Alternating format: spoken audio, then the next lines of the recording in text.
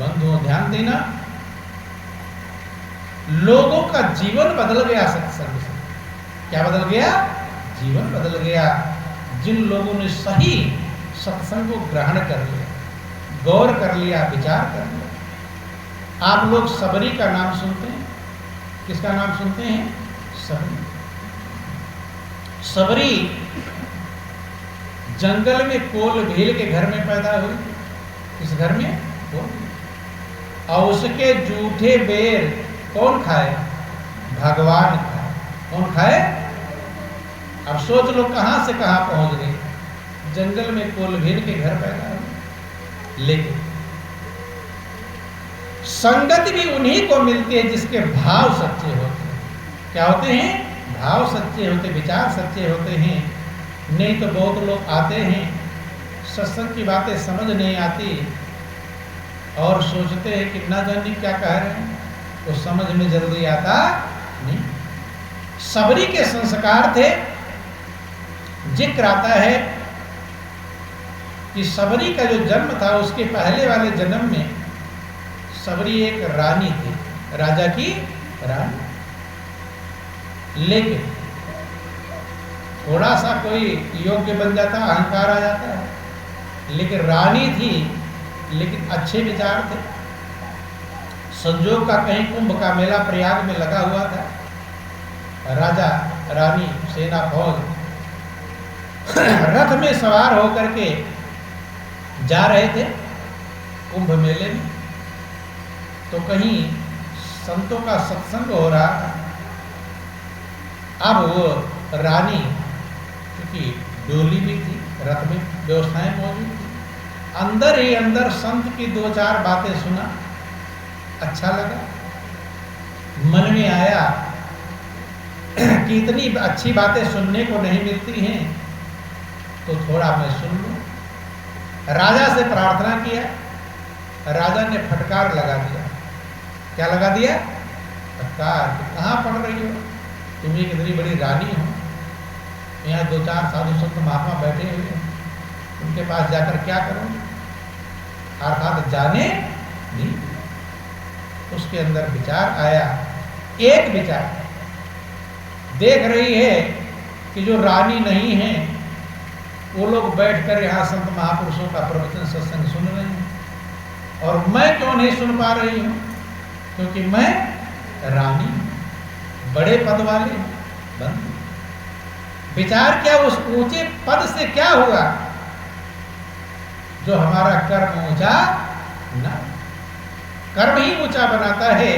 महापुरुष कहते ऊंचे कुल खानदान में पैदा हो गए, लेकिन कर्म अगर बुरा है तो लोग बुरा ही कहेंगे कि ऊंचे कुल क्या जन्मिया, जो करनी ऊंच न हो, सोने कलश सुरय भर्या, साधु निंदा सो। ऊंचे कुल में जन्म लेने से क्या हो गया अगर तुम्हारी करनी ऊंची नहीं?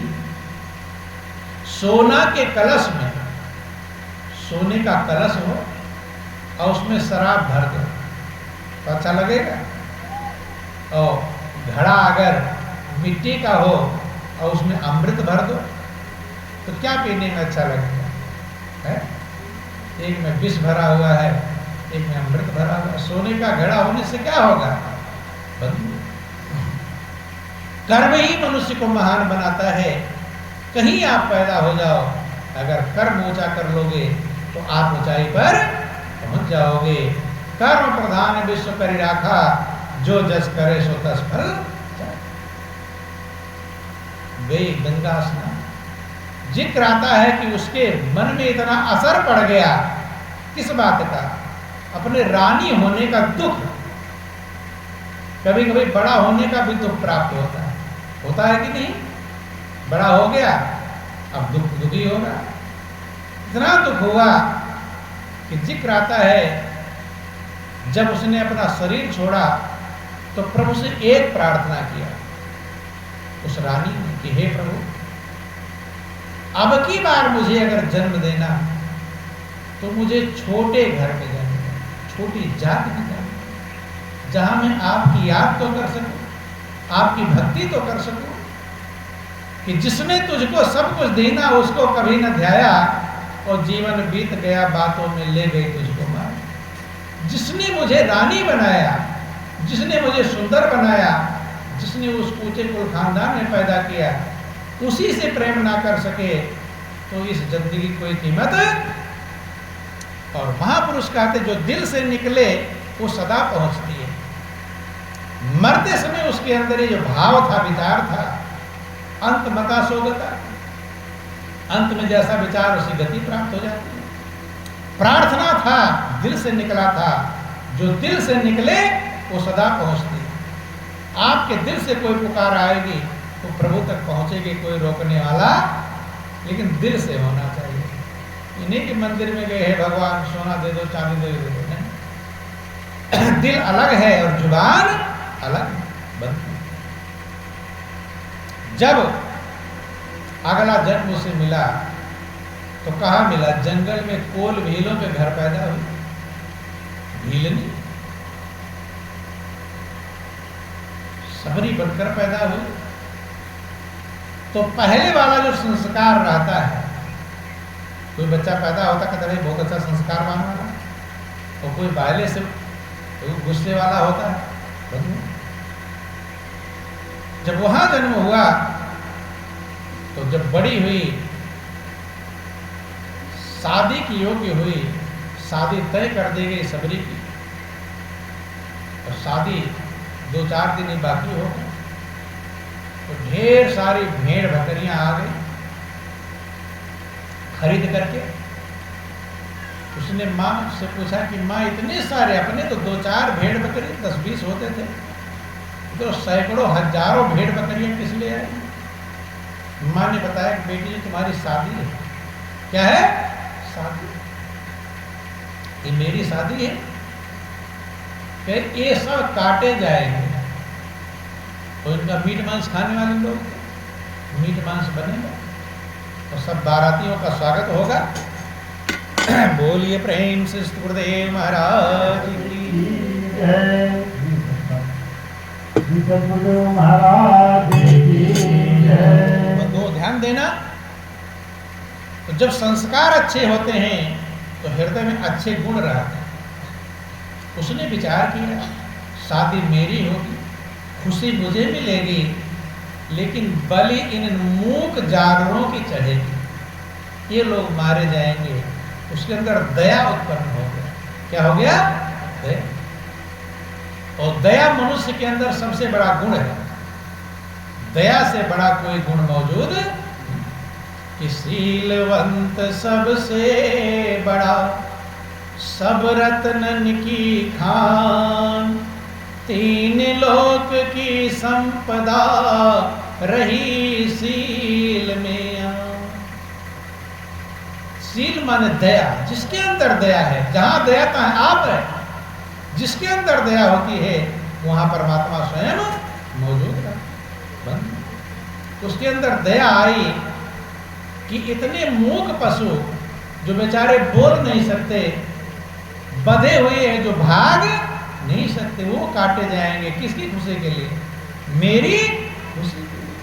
ये सबसे बड़ा अपराध है। मनुष्य अपनी खुशी के लिए ना जाने कितनों का दिल दुखाता है, फिर वो उल्टा आता है, फिर तुम्हें दुखाने के लिए तुम्हारे कर्म आ जाते हैं। नहीं समझ में? जितने का दिल आपने दुखाया है, आपका दिल ब्याज सहित दुखेगा। दुखेगा कि नहीं? इसलिए महापुरुष कहते हैं इससे बचना चाहिए। हम खुद कष्ट उठा लें, लेकिन हमारे द्वारा दूसरे का दिल दुखी होना नहीं चाहिए। ये फार्मूला जिसके अंदर है वो अपने जीवन को आनंदमंद कर सकता है, शांति पा सकता है। और जो सोचता है कि मुझे खुशी मिले चाहे कितने लोग दुख पा जाएं, वो उतना ही ज्यादा दुख प्राप्त करता है। बंधु, लोग देखते रहते हैं, लोगों को चारपाई पर घुरसते रहते हैं, मलमूत्र का त्याग करते रहते हैं, रोते बिलखते रहते हैं, लेकिन देख करके लोग नहीं समझ पाते कि इसने कोई कर्म किया होगा, भोग रहा है, मैं तो ना करूं। नहीं समझ में? मैं बचूं। लोग बचते हैं कि जान जान नर करे ढिठाई, ओ बूढ़ा जाए खा नहीं पाई। देखता है लोग घुरत रहे, तड़प रहे हैं, कोई अंधा है, कोई लूला है, कोई लंगड़ा है, कोई पागल है, कोई अस्पतालों में भर्ती है लोग, किसी के धन है, संतान नहीं होती, सब देखते हैं, लेकिन अपने कर्म को सही करने का प्रयास नहीं। वो फिर वो अपना भी वही तैयारी करे, मैं भी घुरचू चार पाएगा, सही बनने का प्रयास करते नहीं, सोचते कौन क्या होगा। और जब आ जाता है तो रोते चिल्लाते, हे भगवान अब मेरा दुनिया में कोई भी। लेकिन सबरी का हृदय महान था, सबरी ने विचार किया कि मैं ये नहीं होने दूंगी, क्या कि मेरी खुशी के लिए इतने पशु काटे जाए, मारे जाए, चाहे मुझे कुछ भी करना पड़े। रात दिन सोच, रात को नींद नहीं आती थी, क्या करूं, कोई अकल काम नहीं कर रहा था। एक आध दिन बाकी था शादी का, सोची अब मैं, मेरे पास कोई उपाय कैसे बचे, लोगों से कहूंगी तो लोग कोई मानने को तैयार नहीं। तो रात का समय आया, शादी के समय में बहुत सारी तैयारियां करनी होती है, लोग मेहनत थक जाते हैं, सब लोग मेहनत करके थक गए थे, और थक जाते तो कहाँ पड़ जाएगा, कहाँ सो जाएगा, कुछ ठिकाना नहीं, कोई किधर पड़ गया, कोई किधर पड़ गया। लेकिन सबरी को नींद, उसके दिमाग में क्या बात थी, इतने पशुओं को मुझे हत्या से बचाना है। आधी रात जब हो गए, सब लोग सो गए, देख लिया कि अब कोई जग नहीं, काम से थके, थक कर चूर हो चुके हैं। धीरे से दरवाजा खोला और घर से भागी। क्यों कि जब मैं रहूंगी नहीं तो मेरी शादी कैसे होगी, और शादी नहीं होगी तो इन जानवरों की बर्बादी, और इनकी अगर बर्बादी हो गई तो मेरी ना जाने कितना गुना बर्बादी ज्यादा ही होगी। नहीं समझ, आपके कारण अगर दूसरे की बर्बादी होगी तो उसका ब्याज सहित बर्बादी किसकी होगी, आप बंधु। इसलिए भागी, और इतनी तेज भागी, इतनी तेज भागी जैसे कोई बंदूक लेकर पीछे पड़ा हो गोली मारने के लिए। आप पीछे कोई बंदूक लेकर दौड़े तो धीमे भागोगे या स्पीड में, कैसे भागेंगे, इतनी स्पीड भागेंगे शायद जिंदगी में कभी भागा, क्योंकि जान सबको प्यारी।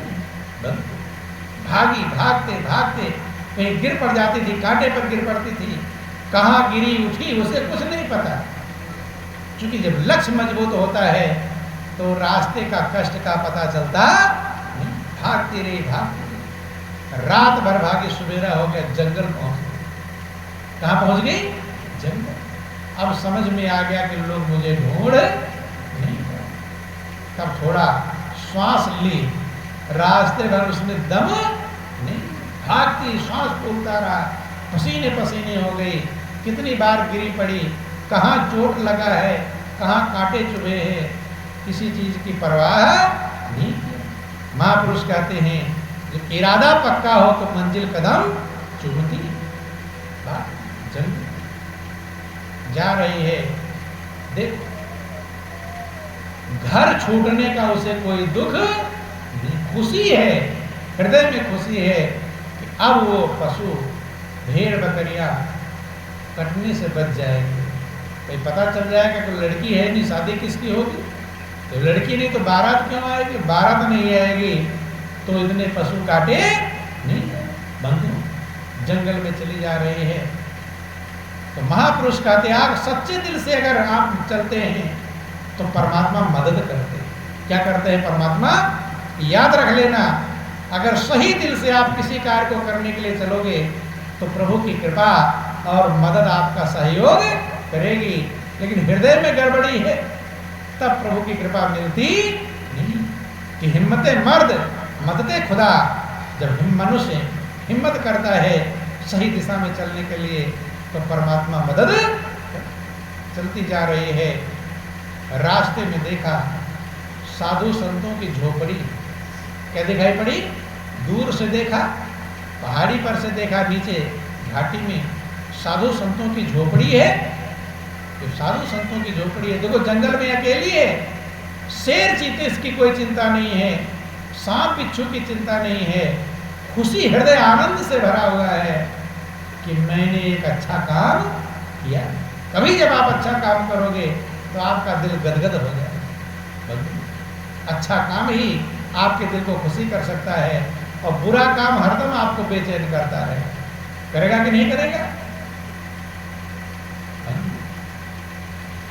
प्रभु को धन्यवाद दिया। अब ये चिंता नहीं मेरे माता पिता घर द्वार वाले छोड़ गए, मैं कहाँ रहूंगी, क्या खाऊं, कहाँ सो, कोई परवाह। मालिक का भरोसा है। जब संत महात्माओं को झोपड़ी दिखाई पड़ी तो पहले उसने आरती में सुन रखा था। किसमें सुन रखा था? आरती में, कि मुझे संतों की सेवा करनी चाहिए। किसकी सेवा करनी चाहिए?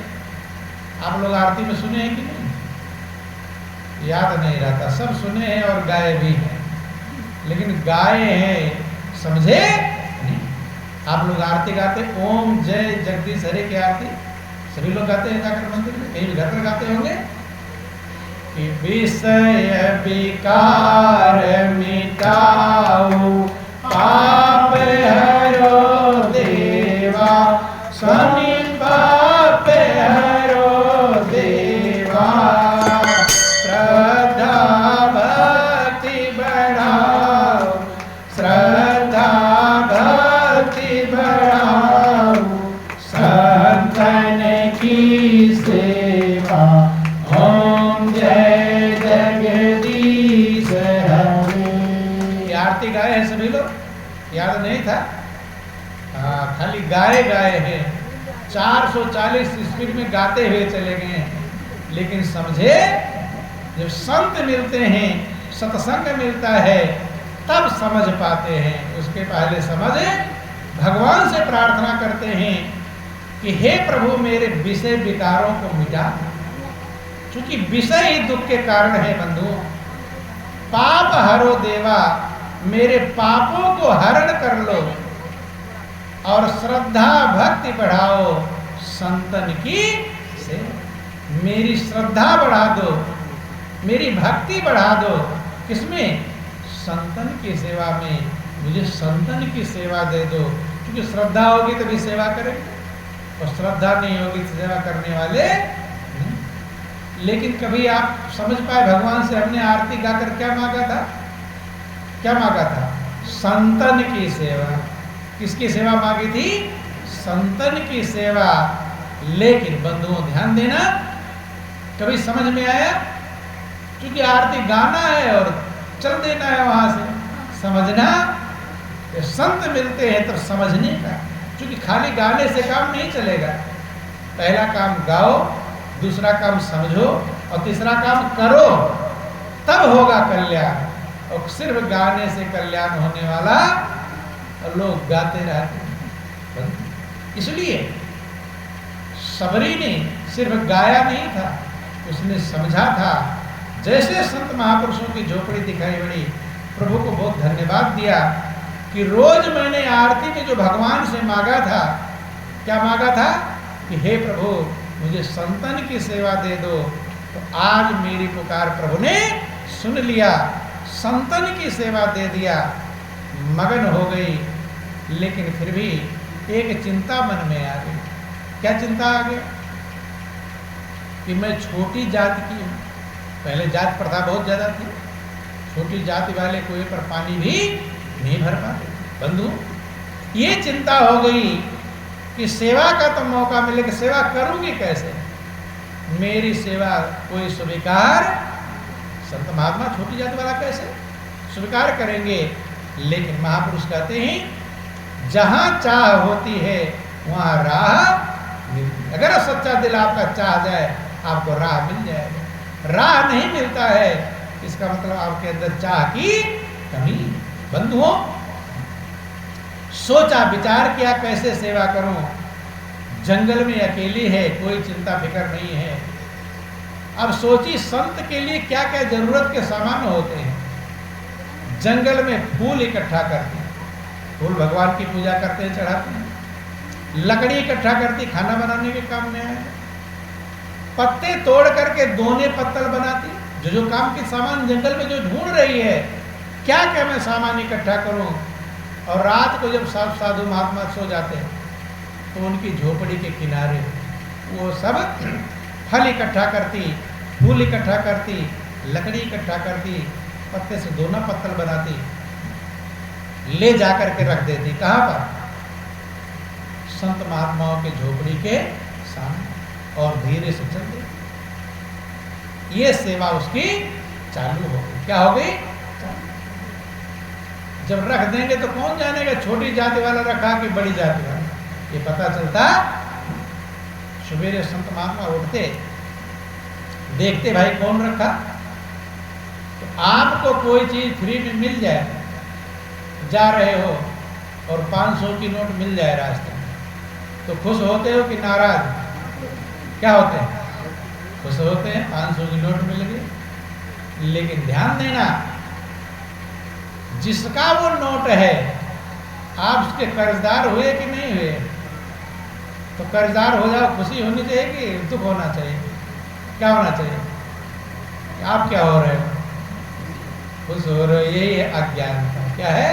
अज्ञानता। और जिसका आपको मिल गया, अब उसका आपको वापस करना पड़ेगा।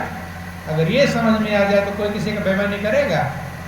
वो तो फ्री में मिल गया, ले रहे हैं। यहाँ तो जबरदस्ती छीन कर ले रहे हैं। लेते कि नहीं लेते? सोचते मैं इसका जमीन का हिस्सा मैं ले लूँ, इसका धन मैं ले लूँ। भाई में जब बंटवारा होता है तो सोना चाहते बंटवारा ज़्यादा लेना चाहते, कम लेना चाहते? क्या सुनना चाहते हैं? ज़्यादा ही। जो भी बंटवारा होगा मनुष्य सोचेगा मुझे ज़्यादा। जिसका भी आप हिस्सा लोगे, ये ध्यान देना, उसका कभी ना कभी चुकाना पड़ेगा। बता दे कैसे चुकाना पड़ेगा। आप लोग सुदामा और कृष्ण की कहानी सुने होंगे, टीवी में देखा भी होगा।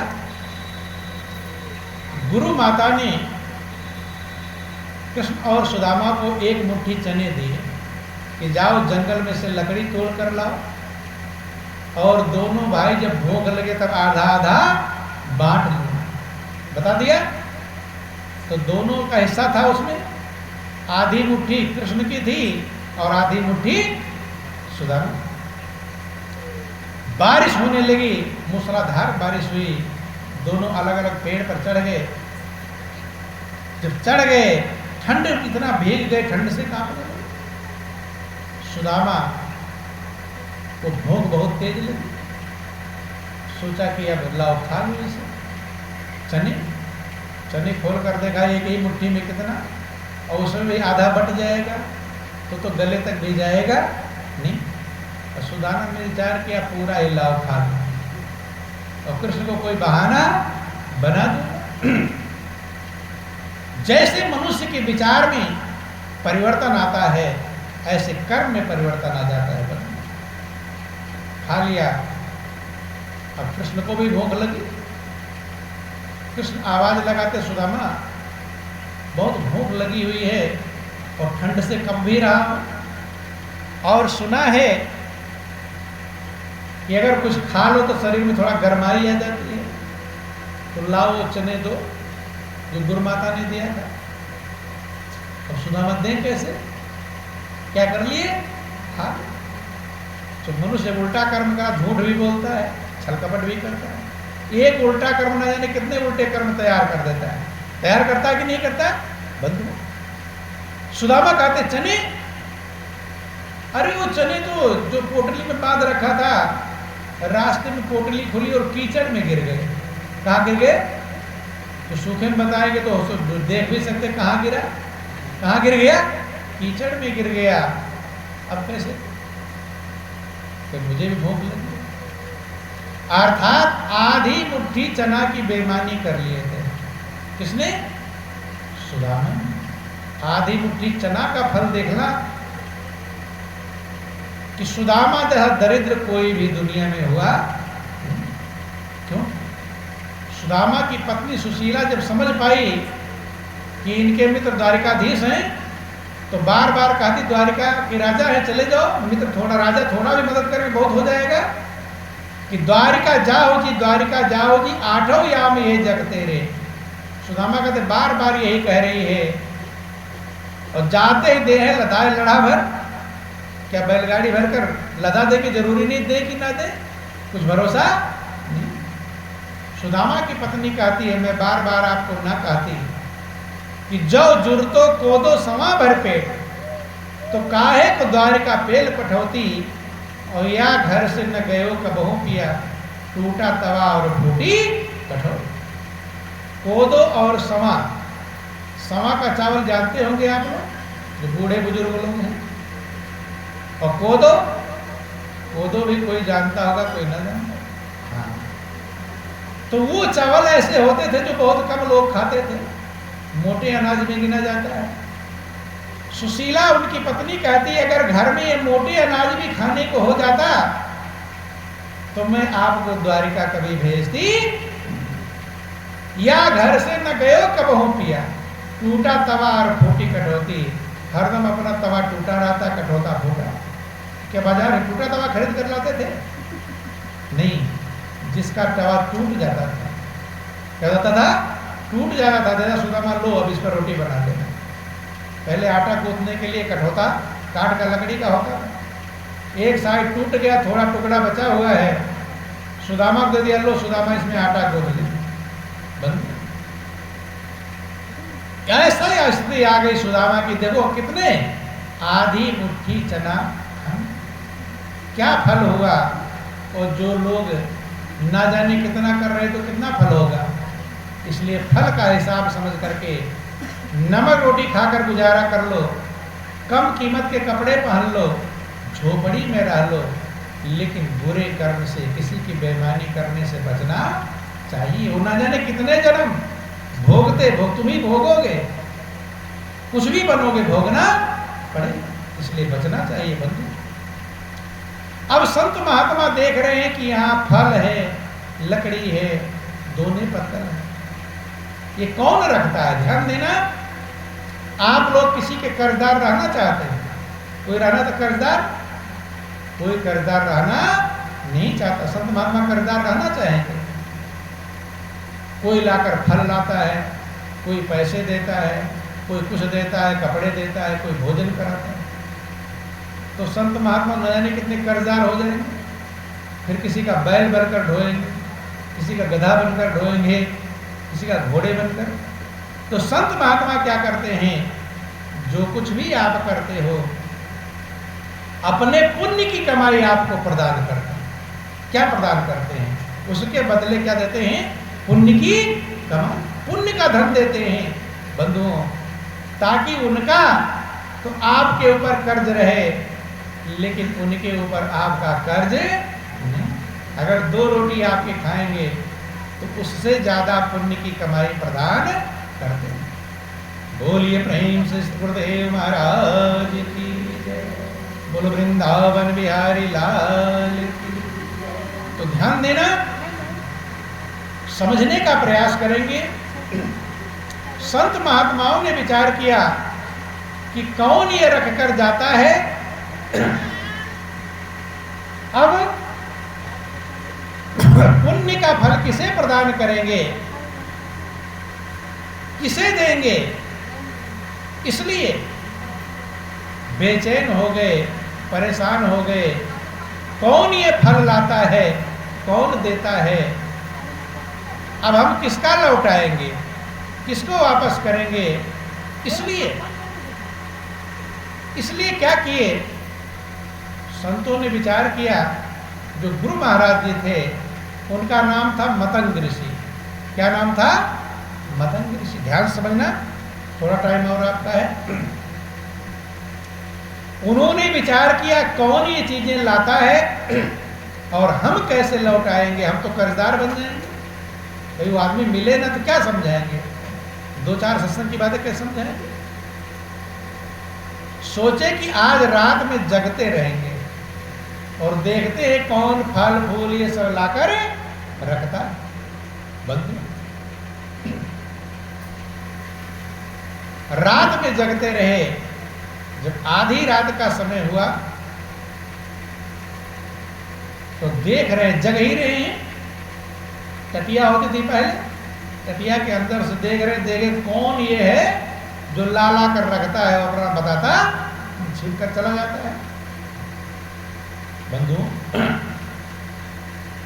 देख रहे हैं कि कोई आ रहा है, अब समझ गए आ रहा हो फल फूल लाकर रखने वाला, छाया सी अंधकार है। आते आते आते जब नजदीक आ गया झोपड़ी के पास तो देख रहे हैं तो एक स्त्री है। क्या है? स्त्री। सर पर एक गट्ठर है, किसका? लकड़ी का गट्ठर है। आंचल में फल है, फूल है, दोना पत्तल जो भी होगा सब ला कर जैसे रखने लगी। संत निकले, कहते बेटी तू ये छिप छिप कर क्यों सेवा करती है? पैरों में गिर पड़ी कि गुरु महाराज जी मैं छोटी जात की हूं, मैं छोटी जात की हूं, सेवा मेरी कोई स्वीकार नहीं करेगा, ऐसे मुझे छिप कर सेवा। तो संत कहते मेरे यहाँ एक ही जाति है, वो मनुष्य की। कौन सी? और कोई जाति नहीं है। जाति पाति कुल धर्म बड़े, भगवान राम ने कहा था कि जाति पाति कुल धर्म बड़ाई और धन बल परिजन गुण चतुराई। सब कुछ है लेकिन अगर प्रभु से प्रेम नहीं है तो सब बेकार। कि भक्ति बिना नर सोहई कैसे, और बिन जल वारिद देखिए जैसे। भक्ति के बिना मनुष्य ऐसे बेकार है जैसे बिना जल के बादल। और फसल को पानी चाहिए और बादल आवे जावे लेकिन बरसावे नहीं, तो उस बादल की कोई कीमत नहीं। उन्होंने कहा कि तुम यहां जंगल में अकेले शेर चीते हाथी भालू हैं, अटैक कर सकते हैं। अगर तुम्हें सेवा करना है तो हम तुम्हारे लिए झोपड़ी बनवा देते हैं, प्रभु का भजन भी करो और सेवा भी। वहां एक झोपड़ी बनवा दी गई और सबरी तो मगन हो गई। उसे अब माता पिता भाई बंधु कुटुंब परिवार किसी के छूटने की कोई चिंता नहीं है, क्योंकि क्या मिल गया? सबसे बड़ा जो माता पिता है वो परमात्मा है। ये माता पिता छूट जाएंगे, भाई बंधु छूट जाएंगे, लेकिन परमात्मा रूपी माता पिता कभी छूटने वाला। गुरु महाराज जी ने उस परमात्मा का ज्ञान प्रदान किया जो है तो सबके हृदय में है, लेकिन बिना गुरु के उसका ज्ञान होता नहीं।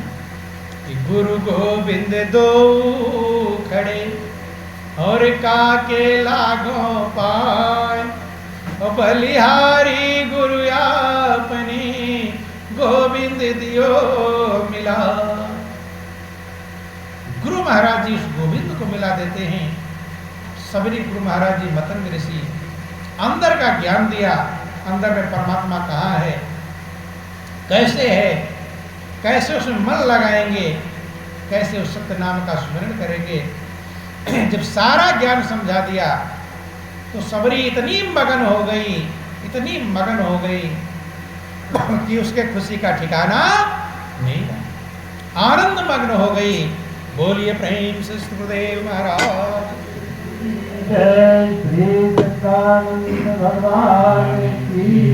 इतनी मगन हो गई बंधुओं कि उसके खुशी का ठिकाना नहीं रहा। आनंद मग्न के प्रभु प्यारे से जिसका संबंध है उसको हरदम आनंद ही आनंद है। प्रभु से अगर संबंध जुड़ जाए, देखो रिश्ता बहुत लोगों से जुड़ा हुआ है, जुड़ा है कि नहीं?